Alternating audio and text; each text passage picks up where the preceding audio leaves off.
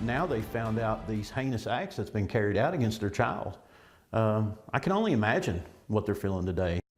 More arrests are made in a child abuse investigation at a Madison County daycare. Thank you for joining us. For WKYT News at 6, I'm Bill Bryant. And I'm Amber Philpott. The 3 new arrests include the owners of 2 Richmond daycares. Jessica Houck, Theo Hersey, and Brooklyn Houck have since bonded out after being charged with child abuse. Elizabeth Thomas was arrested last week. WKYT's Kelsey Soto is joining us in studio now. And Kelsey, I know you've been following the details of this case very closely. What are you learning about these new arrests? Well, this investigation was going on for several weeks, but it all started with a tip from an employee, a whistleblower, who bravely came forward and reported concerns to Richmond police. They, of course, then began looking into things, and now 4 people have been charged with abuse. Those 3 new arrests include some additional charges, like failing to report the abuse and knowingly impeding an investigation.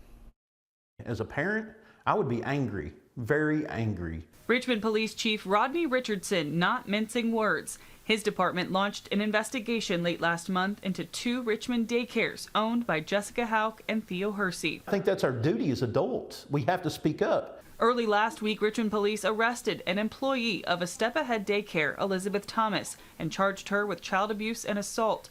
Detectives say she withheld food from a child with special dietary needs due to a medical condition. Investigators believe she also grabbed another by the arm, pulling them around the room, and threw a child who didn't want to take a nap. And when you work in a child care center or you work in a daycare center and you're in charge of children and taking care of them on a daily basis, you're legally responsible for those children, and you have to report any kind of abuse that you suspect is occurring. Following a search warrant, police arrested 3 more Thursday night. Jessica Houck, Theo Hersey, and Brooklyn Houck are accused of child abuse, failing to report abuse, and knowingly obstructing an investigation. Sometimes it ain't about what you know, it's what you can prove. You know, and in this case, based on the evidence that's been obtained and the statements we've received, there's a lot that can be proven. Officers say there's video of Thomas hitting a child in March 2023. She was written up but was allowed to keep her job, and that incident was never reported to the state. And not only did they do that, but they knew that it was occurring, and they knew what employee was responsible, allowed that employee to stay employed and cause other children to be abused. So it gets even worse, in my opinion. You know, you just don't see how people could do that. I just don't see how that can be done. You know, my conscience won't allow me to sleep at night, so I'm not sure how these individuals sleep at night. Court records claim that allowed Thomas to abuse 5 more children, including one who was strangled, another punched by a worker, and a 3rd child's parent expressed concerns of sexual abuse by an employee. Arrest citations indicate there are text messages where staffers were told to lie to state investigators about a child who walked away from the daycare and almost wandered into the road. All 4 are facing several years in prison if convicted of a Class B felony. There's only one class above that. That's a Class A, and that's where murder falls into.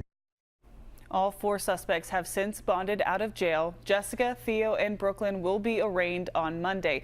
Chief Richardson telling me one of the daycares is still open. The other one is temporarily closed due to staffing, but he's encouraging every parent right now to talk with their children about their daycare and, of course, report any suspected concerns of abuse. Kelsey, thank you. Elizabeth Thomas also worked for the Madison County school system in the transportation department. She has been suspended pending the investigation. We've also learned that Theo Hersey was an employee of Fayette County Public Schools.